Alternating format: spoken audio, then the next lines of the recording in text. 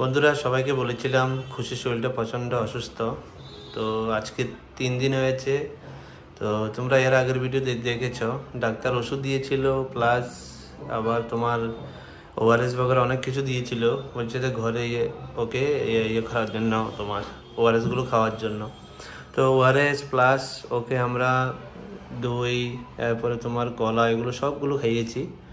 কিন্তু 2 দিন পর্যন্ত খুব সুস্থ ছিল। কালকে আর পরশু না 2 দিন খুব সুস্থ ছিল। তো ওর উল্টিটাও বন্ধ হয়ে গিয়েছিলো, লুজ মোশনটাও কাফি ঠিক হয়ে গিয়েছিলো। কিন্তু কালকে রাত থেকে ওর আবার উল্টিটা চালু হয়ে গেছে, মানে বমিটা চালু হয়ে গেছে।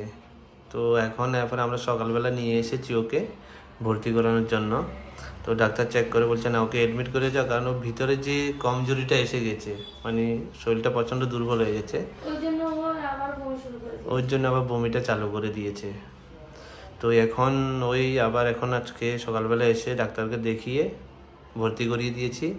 তো ডাক্তার বলেছে আগে কে 1-2টা স্যালাইন যাওয়ার পরে, দেখো স্যালাইনটা চলছে, 1-2টা স্যালাইন যাওয়ার পরে তো ওরা বুঝবে মানে কি করা যায়। তো এটাই বলছি। এই দেখো প্রচণ্ড শরীর অসুস্থ হয়েছে, শরীরটা প্রচণ্ড অসুস্থ হয়েছে। এই দেখো ইঞ্জেকশনটা লাগিয়েছে, এনেছি প্রায় এইমাত্র এনেছি, মাত্র তোমার 1 ঘন্টা হয়ে গেছে প্রায় এনেছি না, 1 ঘন্টা এসেছে, আমরা এসেছি। তো এসে মাত্র আসার সাথে সাথে এটা লাগিয়ে দিয়েছে, স্যালাইনটা লাগিয়ে দিয়েছে।